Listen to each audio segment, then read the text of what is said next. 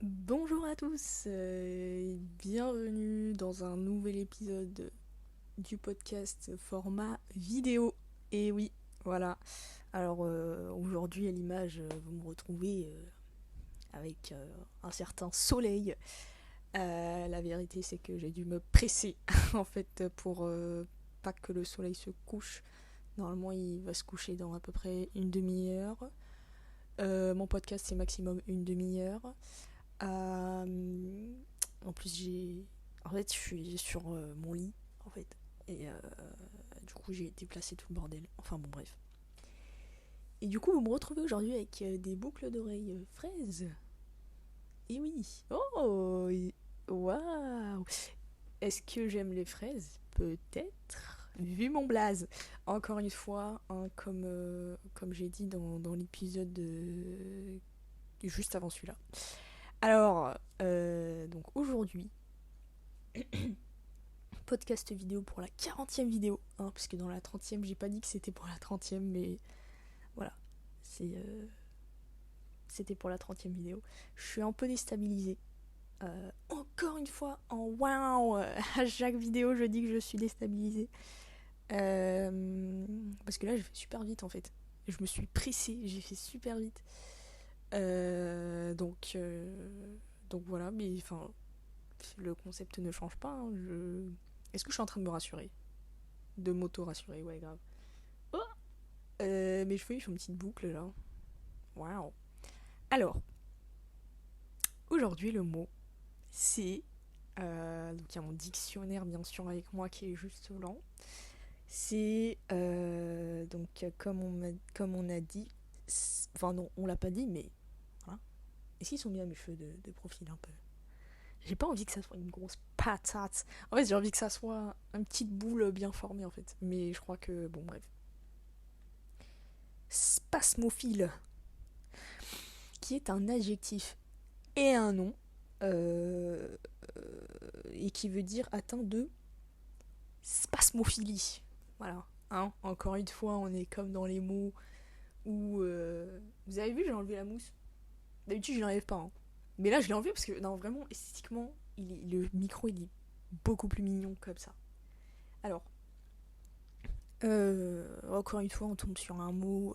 C'est l'exemple du mot nanana, adjectif du mot nanana. Enfin, vous voyez, là, c'est spasmophile,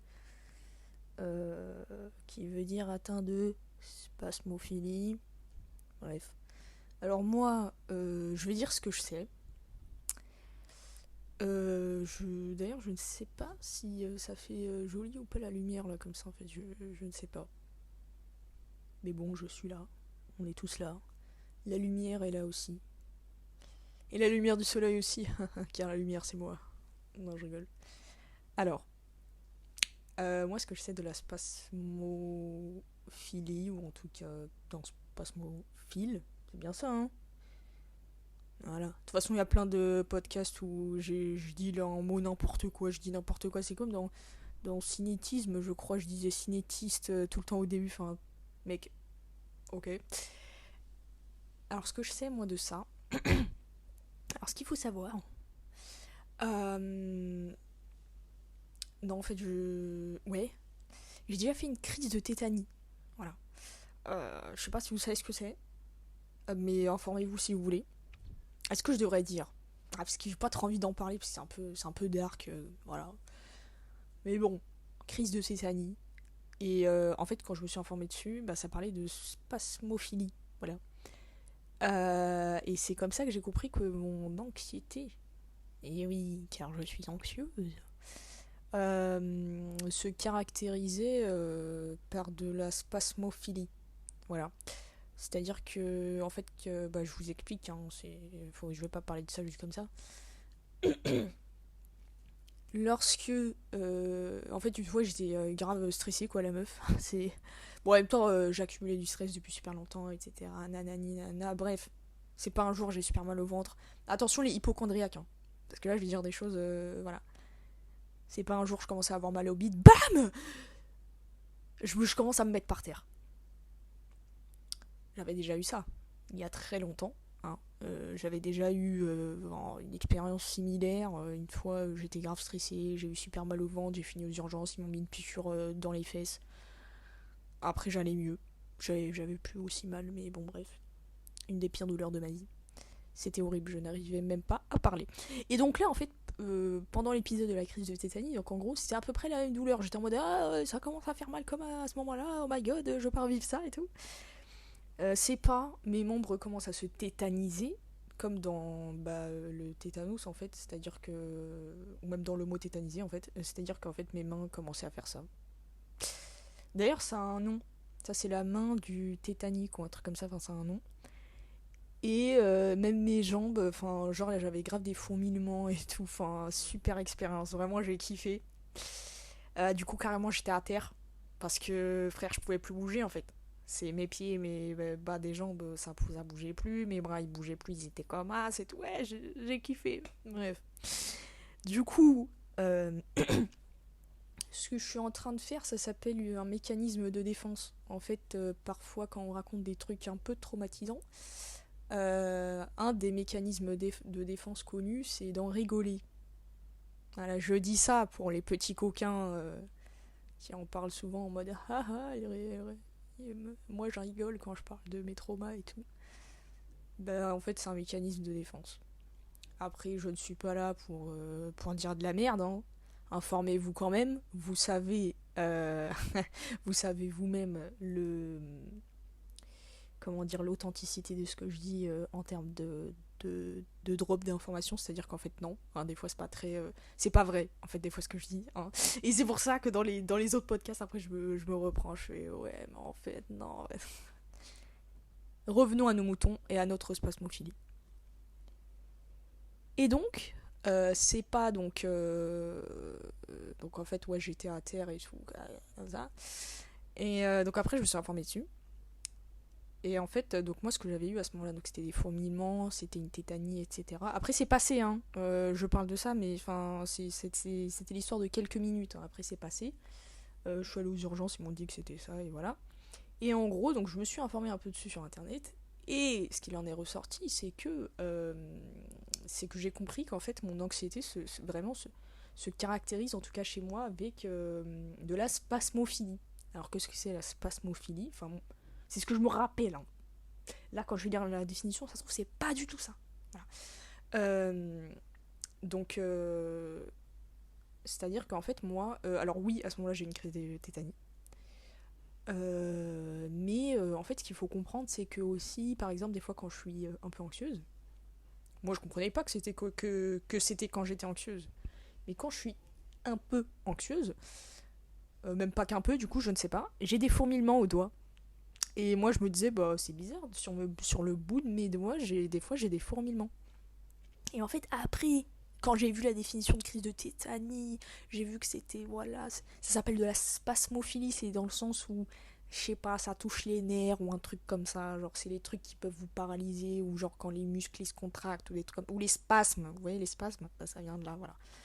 Moi aussi, par exemple, des fois, j'ai des spasmes, genre je fais pas ça, mais genre par exemple, mes jambes les muscles de mes jambes vont se contracter. Des trucs comme ça. Enfin bon, il y a plein de choses à dire sur ces sujets-là. Et d'ailleurs, s'il y a des choses que je dis qui sont vraiment n'importe quoi, n'hésitez pas à corriger ça, hein. C'est. Voilà. Encore une fois, je pousse à la recherche, à la curiosité, machin bidule. Et donc, le fait est que c'est comme ça que je me suis dit, en fait, moi je crois que je suis un peu spasmophile. Ou en tout cas, mon anxiété, voilà, elle se caractérise comme ça. Ce qui n'est pas toujours agréable finalement. Mais après, quand je vous parle d'anxiété, l'anxiété, c'est pas juste être stressé, hein. Je parle d'anxiété dans le sens où c'est un stress qui est assez élevé et qui n'est pas normal en soi, enfin pas toujours. C'est normal d'être anxieux quand une situation est anxieuse. Mais voilà, enfin bref, il y a plein de trucs à dire. Là, est-ce qu'on est là pour ça? Peut-être. Peut-être. Mais en soi, comme il y a un podcast qui arrive bientôt, un podcast, je parle d'une émission de podcast, hein, pas juste un épisode de podcast. que je vais potentiellement bientôt lancer, où on parle de santé mentale, etc. On pourrait parler de ça. Mais en tout cas, voilà, c'est ça que me fait... C'est à ces choses-là que je pense lorsque je vois là le mot spasmophile et spasmophilie. Maintenant, à voir la vraie définition. Alors, donc, on a dit que c'était quelqu'un qui a atteint de la spasmophilie. Maintenant, on va lire spasmophilie. État chronique bénin caractérisé par une hypersensibilité des une hypersensibilité neuromusculaire, crampes, contractures et affectives, symptômes d'anxiété et de dépression, pouvant survenir par crise. Voilà. Donc en fait, c'est un peu ce que je disais. Je sais pas pourquoi je prends cet accent. C'est même pas un accent, en fait, c'est une manière de parler et ça se fait pas pour les personnes qui zozotent vraiment. Après, là, le niveau de zozotage que j'ai fait, c'est un très haut niveau de zozotage. Et c'est assez intéressant parce que moi-même, je zozote. Là, je viens de zozoter un peu. Dans le sens où, des fois, il y a des trucs que j'arrive pas à dire. Podcast. Je dis podcast. Voilà. Alors, je sais pas si c'est du zozotage. Parce qu'en soi, je sais pas, en fait. Non. Enfin, c'est des mots que j'arrive pas trop à articuler, mais c'est vrai qu'il y a des trucs où... Si, il y a des trucs où je zozote, je crois, vraiment. C'est peut-être à force d'imiter le zozotage en plus. Mais vous savez qu'à force d'imiter quelque chose, vous pouvez l'avoir, hein, genre pour de vrai. Donc attention. Voilà. Vous pouvez vous moquer, vous pouvez rigoler et tout, mais le karma tourne. C'est pas du tout ça l'expression. Je sais. Calmez-vous, c'est bon, n'attrapa pas ma vaste. Il y a un mec sur TikTok. Si vous le reconnaissez, GG à vous. Il dit toujours pareil. C'est pareil. Mais à la base, c'est pas un mec de TikTok. Bref. Et donc voilà, en fait, c'est exactement ce que j'expliquais finalement, mais là, du coup, c'est beaucoup mieux expliqué. Donc, état chronique bénin. Donc, ça, c'est de la spasmophilie. J'ai pas dit c'est un terme médical, c'est un nom féminin, etc. Donc, état chronique bénin caractérisé par une hypersensibilité neuromusculaire. Donc, en fait, c'est ça. C'est comme si mes muscles, en fait, Enfin, c'est à peu près ma définition avec moi, avec mes mots de gueux. C'est ça, en fait, c'est comme si les muscles, en fait, ils sont trop sensibles. Et du coup, en fait, comme ils disent, il va y avoir des symptômes d'anxiété et de dépression qui peuvent toucher ça, du coup, qui peuvent faire en mode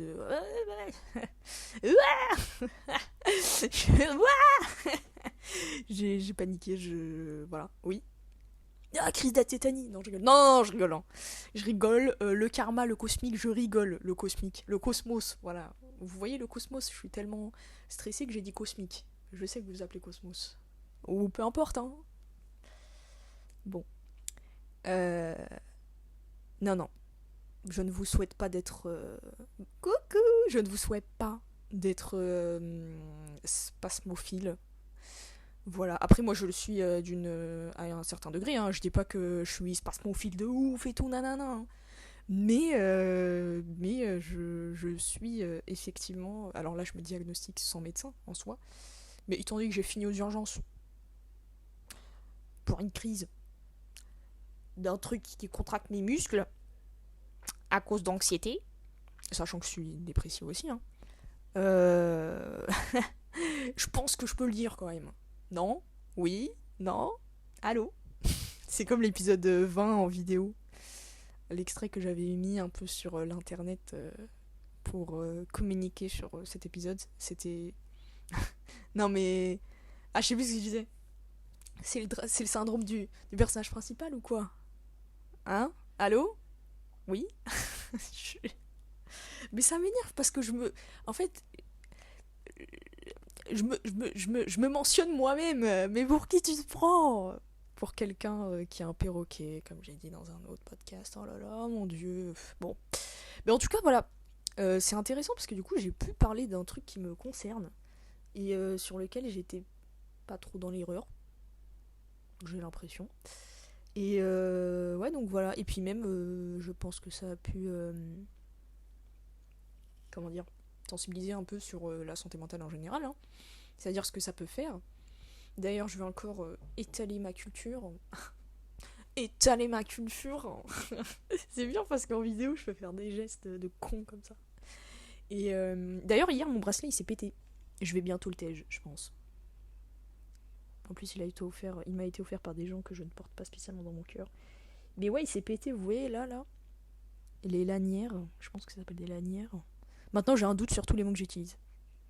Doute. Je sais pas si je peux utiliser le mot doute. Non, je rigole. Je rigole.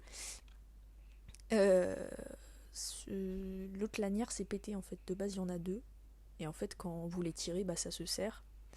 Mais voilà. Et donc, ce que je disais, c'est que donc je vais continuer dans mon ultra crépidarianisme, dans le sens où je vais vous donner un nouveau mot. Toujours sur la santé mentale, pourquoi pas. Pourquoi pas, vous allez faire quoi? Quitter mon podcast? Allez-y. Je le ressentirai pas là maintenant tout de suite. Voilà. Vous êtes restés? Bah voilà. Donc,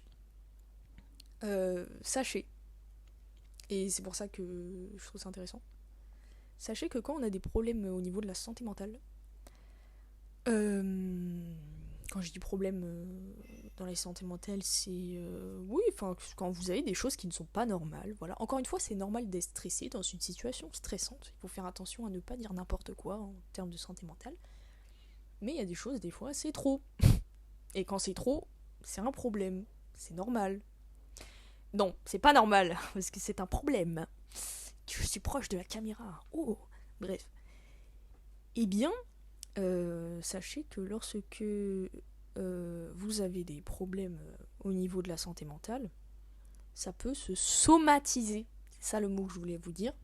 C'est la somatisation. En fait, ou la psychosomatisation.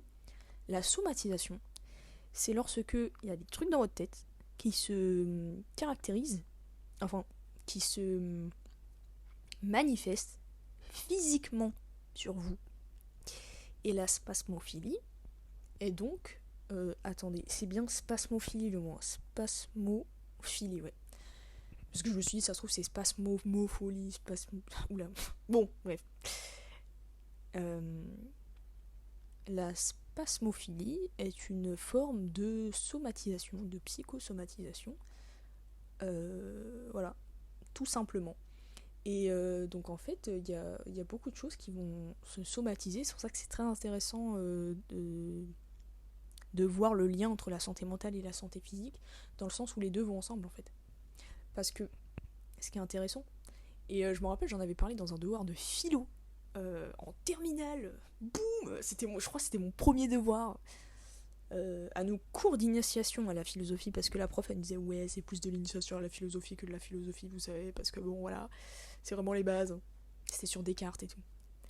Et en fait, moi j'avais écrit ouais, le corps et l'esprit c'est ensemble en fait, parce que, du coup maintenant je vous le dis, par exemple, si vous vous pétez la jambe, ça vous rend triste, oh non, je n'arrive pas à faire ce que je veux, par exemple, du coup vous êtes triste. Du coup, ça se met en lien avec votre tête, avec votre santé mentale, à un certain degré, bien sûr. Et au niveau de la santé mentale, par exemple, si vous êtes triste, par exemple, hein, je vous donne un exemple qui est moins choquant que la spasmophilie. Vous êtes triste. Non, j'ai pas envie de bouger de chez moi. Vous bougez plus. Et du coup, vous êtes en sédentarité. Et du coup, vous grossissez. Par exemple, hein. Il y en a qui grossissent pas. Il y en a qui... ou juste on perd du muscle, quoi. Enfin, voilà. Vous perdez votre tonus. Et... alors, est-ce que c'est de la somatisation, ça? Pas exactement, parce que la somatisation, c'est un lien direct, de ce que j'ai compris. Dans le sens où, lorsqu'on somatise, c'est vraiment des symptômes physiques qu'on va ressentir. On va se dire... ça peut ne pas être ma santé mentale, mais ça peut être la santé mentale. Alors que là, le fait que vous soyez triste et que du coup vous bougez pas et que du coup vous perdez du tonus, c'est pas, enfin selon moi en tout cas, c'est pas spécialement de la somatisation, mais c'est surtout, votre symptôme c'est votre sédentarité, ce qui engendre, voilà, des choses comme ça, etc. Enfin bon bref. Mais en tout cas, c'est pour vous dire que votre corps somatise. Et sachez que la somatisation, ça peut aller très loin aussi. Quand je vous dis ça aussi, c'est parce que, par exemple, si c'est vraiment très axé santé mentale aujourd'hui, vous voyez les traumatismes, les trucs comme ça, nanani, même la définition de traumatisme, c'est très intéressant à voir. Bon, imaginons vous avez une période pourrie dans votre vie et vous essayez de... Oui. Non, je fais un podcast. Voilà. Ouais, j'arrive. Excusez-moi, c'est ma famille. Il y en a un dans cette pièce qui est SDF. Et donc, je vous ai dit, moi je cut pas dans mon podcast. Mais bon, bref. En vrai, je l'ai senti. Parce que là, j'entendais un peu du bruit dans la maison et tout. Je me suis dit, je pense qu'on va bientôt manger. Mais j'ai quand même continué. Mais bon, bref. De toute façon, c'est... Voilà. Vous avez vu, la lumière, elle a changé pendant la vidéo. Mais bon. Mais en tout cas, voilà. Sachez que, par exemple, si vous avez une période où vous avez que des trucs pourris dans votre vie, etc., vous essayez de pas trop ressentir vos émotions, vous essayez de vous penser à autre chose. Ça aussi, c'est un mécanisme de défense. Ce qui est légitime. Mais bon, après, il faut travailler dessus. Parce que c'est pas bien. Parce qu'après, vous... En fait, faut imaginer que c'est un peu comme un tas dans votre tête que vous accumulez plein d'émotions, de trucs là dans un espèce de tas qui grandit. Le tas, il va revenir. Dans tous les cas, si vous avez du caca dans votre vie, il va revenir. Il va revenir sur vous. Peut-être il revient pas maintenant. Il y a des gens, ils commencent à avoir des conséquences sur des événements qu'ils ont eu il y a fort longtemps, des années après, voire des dizaines d'années après, mais ça revient. Voilà. Notamment l'amnésie traumatique, les trucs comme ça, les flashbacks qui reviennent alors que vous aviez tout oublié, des trucs comme ça. Enfin bref, il y a tellement d'exemples. Mais en tout cas, là, je m'éparpille beaucoup. Et comment dire, je frôle, vraiment, je touche superficiellement des sujets qui sont en réalité très profonds. Hein. Est-ce qu'un domaine n'est pas plein de détails finalement? Voilà. Mais en tout cas, ces sujets-là, voilà, c'est des sujets sur lesquels c'est très important de s'informer et je pourrais parler des heures dessus. Mais en tout cas, voilà. Même si vous avez du caca dans votre vie et que vous êtes triste et tout ça et que vous en foutez, entre guillemets, le truc est là et il va vous retomber dessus. Et des fois, il vous retombe dessus en somatisant, en faisant de la psychosomatisation. Après, vous allez avoir des trucs. Moi, par exemple, je sais que mon anxiété, elle se somatise avec des maux de tête. Lol, des fois. Bah, hier, c'est ce qui s'est passé. Voilà, j'ai passé un oral.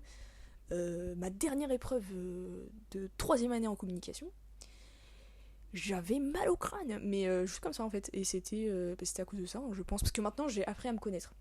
Sachez que tout ça, c'est avec beaucoup d'années de je sais pas quoi en fait. Je me comprenais pas. Je me disais, mais pourquoi il est comme ça? Et après, j'ai compris que c'était de l'anxiété en fait. Et même, bon, la dépression aussi finalement, mais voilà. Pour vous dire que si c'est un endroit safe, hein, finalement, vous pouvez être qui vous êtes, même les escargots. Hein. Je n'oublierai jamais l'épisode et les ciculteurs sur lequel je parlais des escargots. Mais en tout cas, voilà, donc sachez que la somatisation c'est un vrai truc.